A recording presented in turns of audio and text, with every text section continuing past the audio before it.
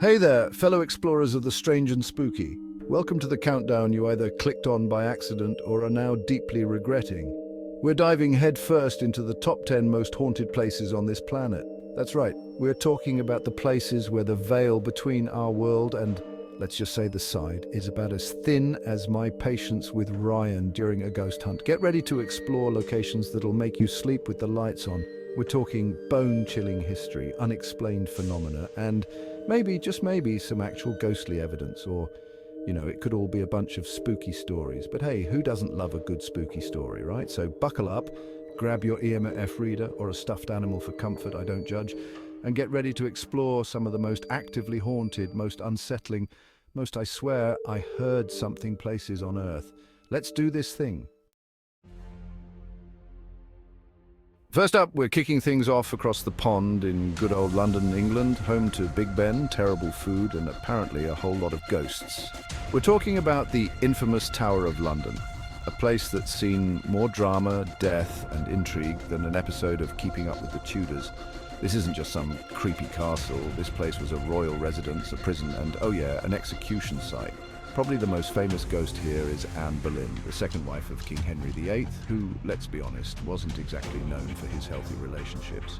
Anne was beheaded right here in the tower, and ever since then people have reported seeing her ghostly figure wandering the grounds, usually around the anniversary of her death. Some even say she carries her own head, which honestly is just rude, but Anne's not the only one haunting this joint. There's also the two young princes, Edward and Richard, who were imprisoned and, let's just say, disappeared under mysterious circumstances.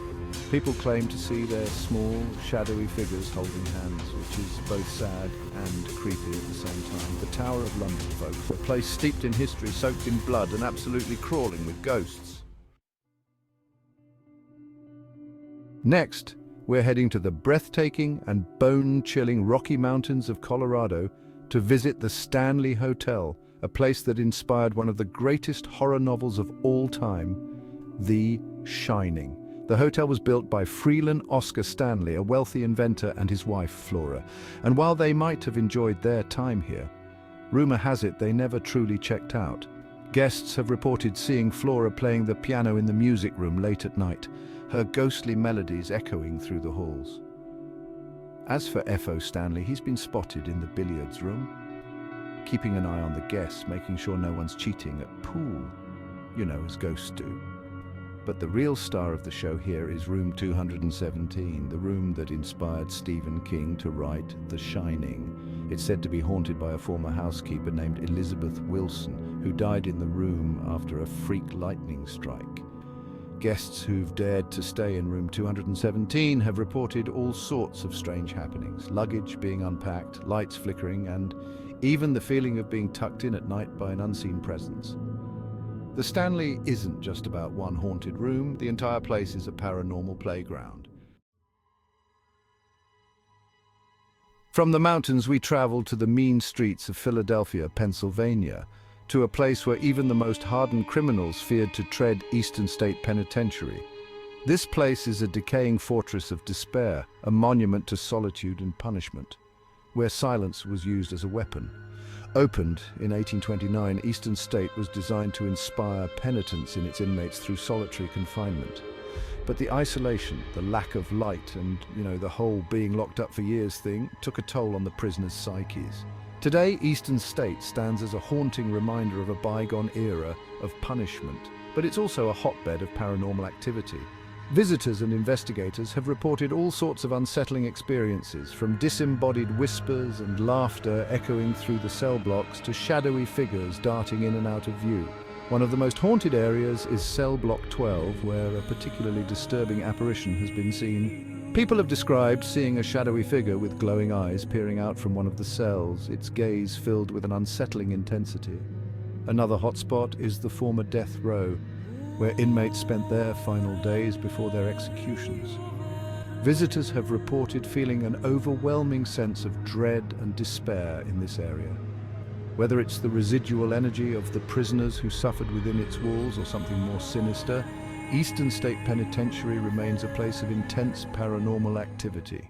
Hold on to your hats, folks, because we're heading down south to the heart of Louisiana, to a place where Spanish moss hangs heavy and secrets seem to whisper on the wind.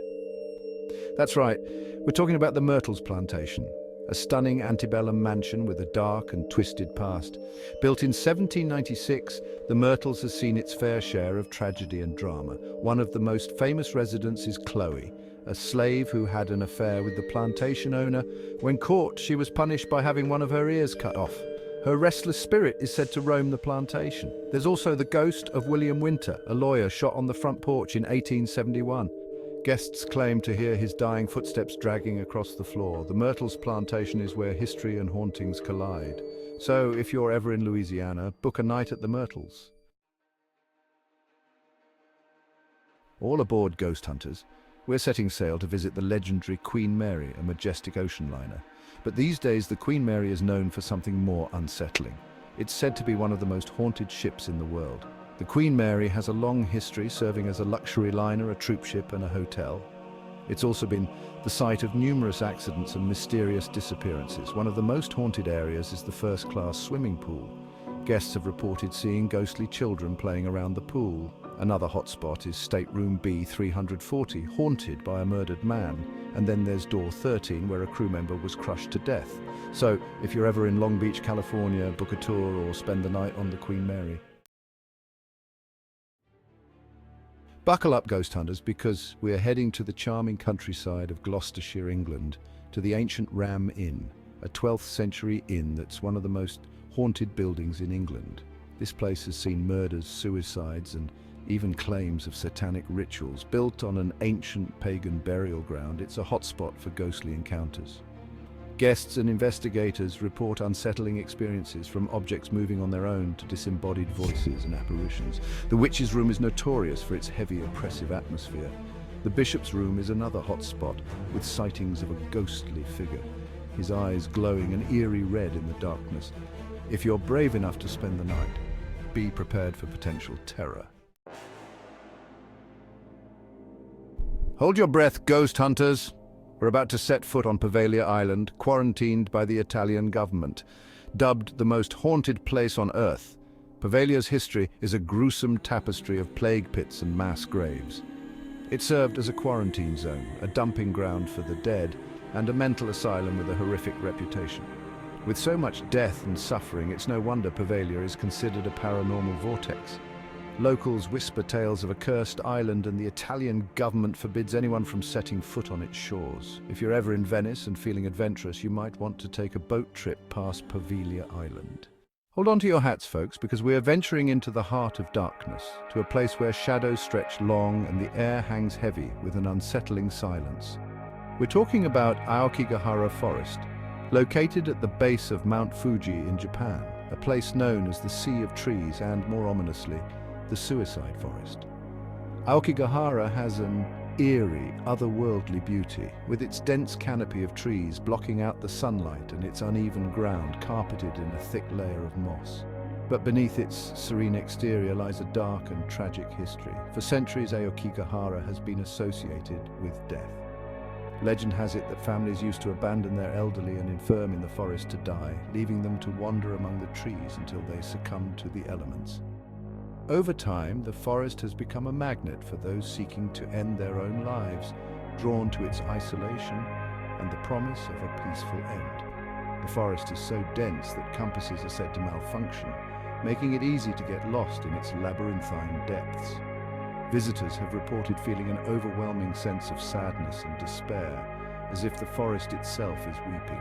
They've heard disembodied voices whispering among the trees, and some have even claimed to have seen ghostly figures lurking in the shadows, their eyes glowing with an eerie light.